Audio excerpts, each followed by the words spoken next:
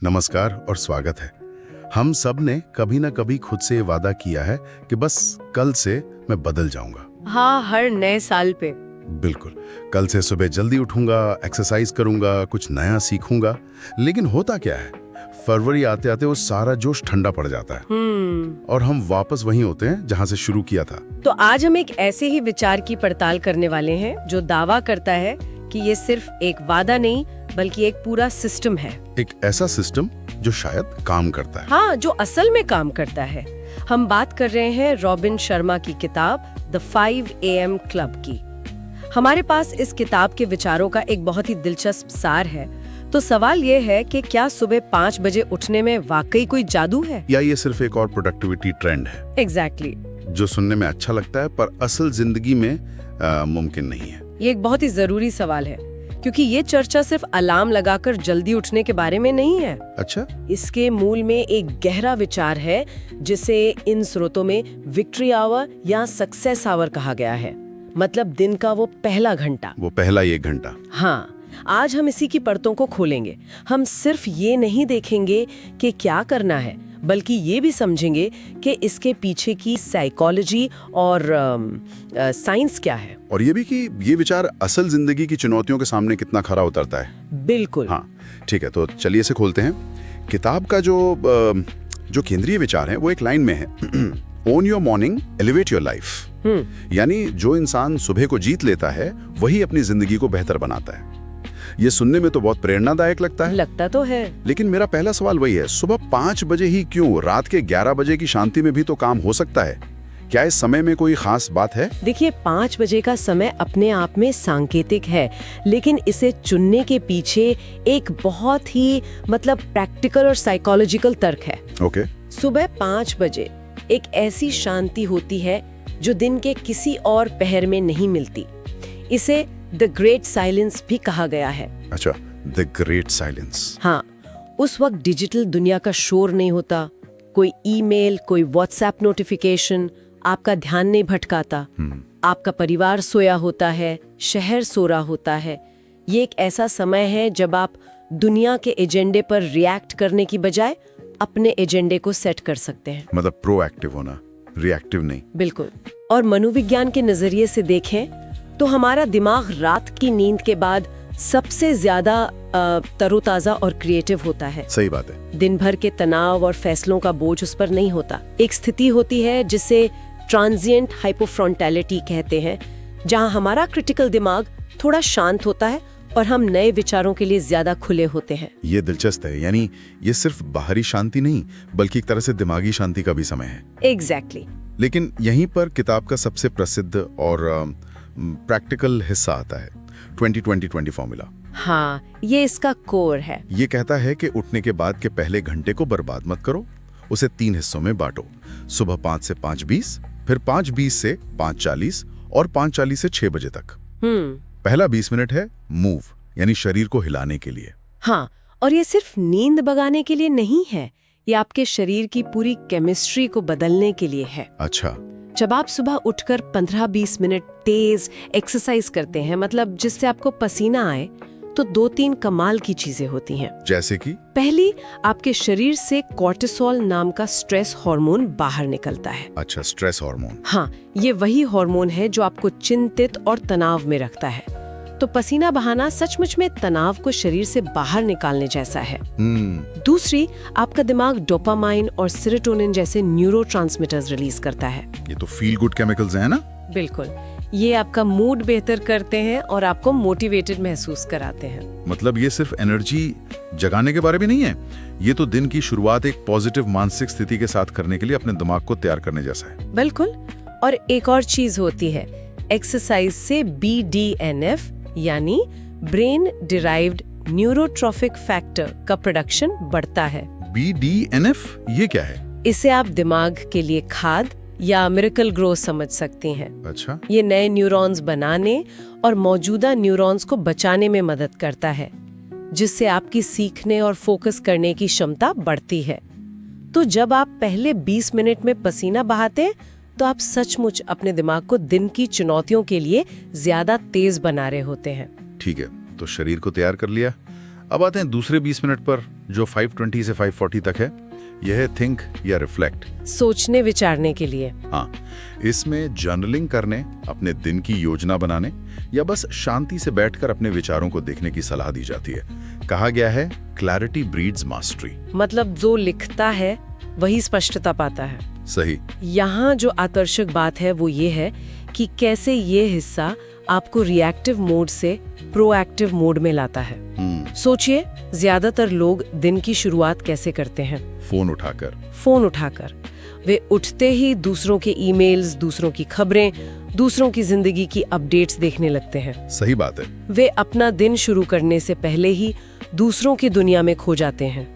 ये 20 मिनट का समय आपको अपने दिन का एजेंडा खुद तय करने का मौका देता है। मतलब कंट्रोल वापस अपने हाथ में लेना। हाँ, जब आप लिखते हैं कि आज मेरे लिए सबसे जरूरी 3 काम क्या है, या मैं आज कैसा महसूस करना चाहता हूँ, तो आप अपने दिमाग को एक दिशा दे रहे होते हैं। आप उसे बता रहे होते हैं कि किस चीज पर ध्यान देना है। आभार व्यक्त करना भी इसी का एक हिस्सा है, जो साइंटिफिकली प्रूवन है कि ये हमारे दिमाग को पॉजिटिव चीजों को देखने के लिए ट्रेन करता है। और फिर आता है तीसरा और आखिरी हिस्सा, 5:40 से 6 बजे तक। यह है ग्रो, अपनी स्किल्स को बढ़ाने के लिए। हाँ, इसमें कोई किताब पढ़ने, कोई एजुकेशनल पॉडकास्ट सुनने या कोई ऑनलाइन कोर्स देखने की बात कही गई है। ये विचार मुझे बहुत शक्तिशाली लगा कि अगर रोज सिर्फ 20 मिनट भी कुछ नया सीखा जाए तो 1 साल में आप कितना आगे निकल सकते हैं। ये कंपाउंडिंग इफेक्ट का एक बेहतरीन उदाहरण है। हाँ, कंपाउंडिंग। 20 मिनट रोज सुनने में बहुत कम लगता है ना? लेकिन 1 साल में ये लगभग 121 घंटे होते हैं। अरे वाह! इतने समय में आप किसी भी विषय के अच्छे जानकार बन सकते हैं। ये आपके करियर में एक अनफेयर एडवांटेज बन सकता है। सही है। तार चुनौती देने और उसे तेज बनाए रखने का एक तरीका है। ये न्यूरोप्लास्टिसिटी के सिद्धांत पर काम करता है। मतलब दिमाग नए कनेक्शंस बना सकता है। बिल्कुल, बशर्ते हम उसे नई जानकारी देते रहें। तो ये 20-20-20 फॉर्मूला एक पूरी प्रक्रिया है। पहले शरीर को जगाओ, मूव, फिर दिमाग को दिशा दो, थिंक, और आखिर में दिमाग को ज्ञान से पोषित करो, ग्रो। शरीर, मन और आत्मा के लिए एक पूरा वर्कआउट है एक तरह से। हाँ, बिल्कुल सही कहा। ये फॉर्मूला सुनने में तो बहुत असरदार लगता है, लेकिन हम सब जानते हैं कि पहले दिन का जोश 10वें दिन तक नहीं रहता। सही बात है। और यहीं पर इस किताब का एक और गहरा सिद्धांत सामने आता है, जो कहता है कि हमें जोश या मोटिवेशन पर भरोसा करना ही नहीं चाहिए। अच्छा। कहा गया है कि इच्छा शक्ति मतलब विल पावर भरोसे के लायक नहीं है। वो आएगी और जाएगी, लेकिन एक रूटीन ही है जो हमेशा टिका रहेगा। ये एक बहुत ही गहरा साइकोलॉजिकल सच है। हम अक्सर सोचते हैं कि सफल लोगों में विल पावर का भंडार होता है, लेकिन सच तो ये है कि वो बेहतर सिस्टम और आदतें बनाते हैं। आदतें। हमारी इच्छा शक्ति एक बैटरी की तरह है, जो दिन भर के छोटे छोटे फैसले लेने में खर्च होती जाती है। जैसे आज क्या पहनूं? हाँ, या इस ईमेल का क्या जवाब दूं तक। अगर आप सुबह उठने का फैसला भी रोज अपनी विल पावर पर छोड़ देंगे, तो आप दिन शुरू होने से पहले ही अपनी काफी मेंटल एनर्जी खर्च कर देंगे। सही। इस रूटीन का मकसद इसी डिसीजन फटीग यानी फैसले लेने की थकान को खत्म करना है। जब कोई चीज आदत बन जाती है तो उसे करने के लिए सोचना नहीं पड़ता, वो अपने आप होती है, वो ऑटोमेटिक हो जाती है। हाँ, 5 AM क्लब का विचार इसी सिद्धांत पर आधारित है। और इसी से जुड़ी एक और बहुत महत्वपूर्ण बात कही गई है, जिसे आज के समय का सबसे बड़ा सच कहा जा सकता है। फोन को मॉर्निंग किलर या सुबह का हत्यारा बताया गया है। ये बात थोड़ी कठोर लगती है, लेकिन इसके पीछे का तर्क क्या है? इसके पीछे का तर्क ये है कि सुबह का समय वो होता है जब आपका दिमाग सबसे ज्यादा शांत और क्या कहते हैं, रिसेप्टिव होता है। एक खाली कैनवस की तरह। बिल्कुल, एक खाली कैनवस की तरह। जब आप उठते ही फोन उठाते हैं तो आप दूसरों को उस कैनवस पर कुछ भी पेंट करने की इजाजत दे देते हैं। सोशल मीडिया पर आप दूसरों की परफेक्ट जिंदगी देखकर तुलना करने लगते हैं, न्यूज़ पढ़कर चिंता करने लगते हैं और काम के ईमेल देखकर तनाव में आ जाते हैं। मतलब आप अपना दिन शुरू करने से पहले ही रक्षात्मक मुद्रा में आ जाते हैं। हाँ, आप अपनी कहानी लिखने की बजाय दूसरों की कहानी पर प्रतिक्रिया देने लगते हैं। ये अपने दिन के पहले और सबसे कीमती क्षणों पर अपना नियंत्रण खो देने जैसा है। ये सब सुनने में बहुत आइडियलिस्टिक लगता है, लेकिन असल जिंदगी में जहाँ लोगों को देर रात तक काम करना पड़ता है, जिनके छोटे बच्चे हैं, हाँ, जो रात में कई बार जगाते हैं, या जो लोग नेचुरली नाइट आउल हैं, उनके लिए ये 5 बजे का नियम एक और वजह बन सकता है खुद को नाकामयाब महसूस करने की। ये एक बहुत ही जायज और जरूरी सवाल है और स्रोतों में भी इस बात को स्वीकार किया गया है। अच्छा। असल मुद्दा सुबह के 5 बजे का नहीं बल्कि उस सिद्धांत का है जिसके लिए ये समय खड़ा है। और वो सिद्धांत क्या है? वो सिद्धांत है एक डिस्ट्रैक्शन फ्री घंटा जो पूरी तरह से आपका हो। Distraction free. अगर आपकी जिंदगी की परिस्थितियों की वजह से वो समय सुबह 7 बजे है या दोपहर के 1 बजे है या रात के 10 बजे है तो भी ये फॉर्मूला काम कर सकता है। अच्छा, तो समय फ्लेक्सिबल हो सकता है? हाँ, जरूरी वो 1 घंटा है जो आप दुनिया के शोर से कट कर सिर्फ और सिर्फ खुद को देते हैं। रॉबिन शर्मा से द विक्ट्री आवर कहते हैं, तो हर किसी को अपना विक्ट्री आवर खोजना होगा। ये बात इस विचार को ज्यादा लचीला और अपनाने योग्य बनाती है। बिल्कुल। तो मतलब ये हुआ कि 5 बजे एक आदर्श समय है, लेकिन असली जादू समय में नहीं बल्कि उस समय के इरादे और इस्तेमाल में है। बिल्कुल। इरादा ये है कि दिन का पहला घंटा आप दुनिया को नहीं बल्कि खुद को देंगे। ये एक शक्तिशाली बयान है ना? हाँ, है तो। और जब कोई ये छोटी सी चीज रोज करता है तो एक और मनोवैज्ञानिक चीज होती है। किताब में कहा गया है, small daily improvements are the key to staggering long term results. छोटी छोटी आदतें बड़े नतीजे देती हैं। हाँ, जब आप सुबह खुद से किया एक वादा पूरा करते हैं, चाहे वो 5 बजे उठने का हो या 7 बजे अपना विक्ट्री आवर शुरू करने का, तो आप दिन की शुरुआत एक जीत के साथ करते हैं। एक छोटी सी जीत। हाँ, और ये आपके दिमाग को एक संदेश भेजता है कि आप नियंत्रण में हैं। आप अपने वादों को पूरा कर सकते हैं। ये छोटी सी जीत पूरे दिन के लिए एक पॉजिटिव लय सेट कर देती है। एक स्नोबॉल इफेक्ट की तरह। एग्जैक्टली।